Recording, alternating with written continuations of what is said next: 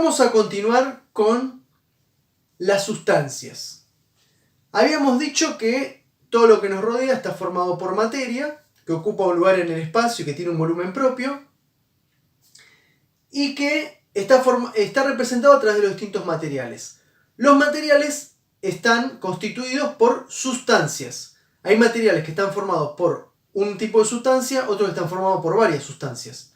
Recordemos que el acero es un metal muy utilizado en la industria, que es una aleación que tiene varios componentes. Tiene hierro y tiene carbono, que son sustancias distintas. Y sin embargo, los cables de luz, que son de cobre, son de una sola sustancia, que es cobre solo. Entonces, como vemos, hay materiales que están formados por una sola sustancia y hay otros materiales que están formados por más de una sustancia que están mezcladas o combinadas.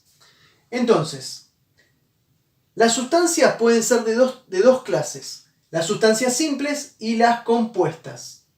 Las sustancias simples son aquellas sustancias que están formadas por una sola clase de átomo o una sola clase de elemento. Por ejemplo, el gas oxígeno que está en el aire, nosotros lo estamos respirando, la molécula tiene esta forma, es O2.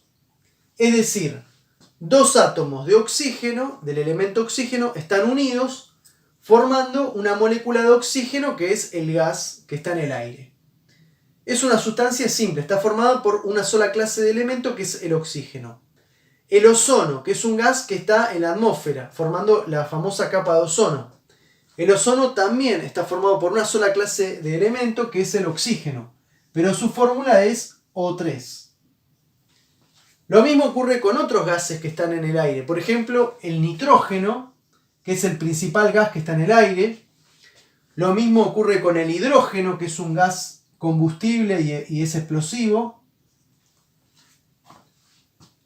También son sustancias simples la gran mayoría de los metales. Los metales generalmente están formados por una sola clase de elemento, por eso se dice que son sustancias simples. Y acá tenemos el oro, cuyo símbolo es AU, la plata, vieron que hay joyas que son de oro, hay joyas que son de plata, o sea, hay alianzas que son de oro, alianzas que son de plata. Bueno, son distintos materiales, son distintos metales. Uno es el oro, el otro es la plata. Después tenemos el cobre, que está en los cables de luz, que es medio como rojizo. Tenemos así el plomo, el mercurio. Bueno, todas esas son sustancias simples. ¿Por qué simples? Porque están formadas por una sola clase de elemento. Después tenemos las sustancias compuestas. Las sustancias compuestas en realidad son la mayoría de las sustancias, porque las sustancias simples, si bien hay muchísimas, compuestas hay más todavía. La mayoría de todas las sustancias suelen ser compuestas. Las compuestas están formadas por más de una clase de elemento, es decir, mínimamente dos, y en algunos casos más de dos. Por ejemplo, la sal de mesa, que es cloruro de sodio, es así, tiene esta fórmula. Está formada por cloro y sodio. Este sería el cloruro de sodio, que es la sal de mesa. El gas metano, que es el gas de la cocina, es el compuesto principal del gas natural, es CH4. Está formado por un carbono y cuatro hidrógenos. El agua está formada por dos hidrógenos y un oxígeno. Estamos refiriéndonos a la molécula, ¿tá? Una molécula está formada así. El conjunto de muchas moléculas constituye la sustancia.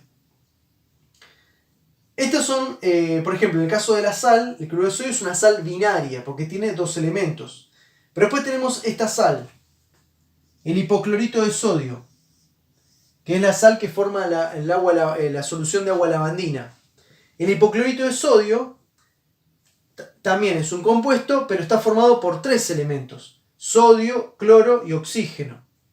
Entonces, pueden tener, no importa la cantidad de átomos que tenga la molécula, lo importante es que sean átomos distintos, o sea, de distintos elementos. Entonces ahí se los va a considerar sustancia compuesta. Cuando dicen compuesto es porque tiene más de una clase de elementos diferentes.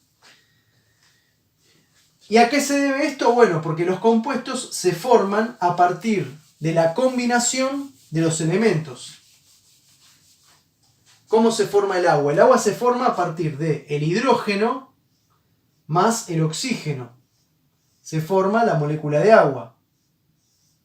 Acá la igualo con un 2 acá adelante. Aquí estoy con un 2.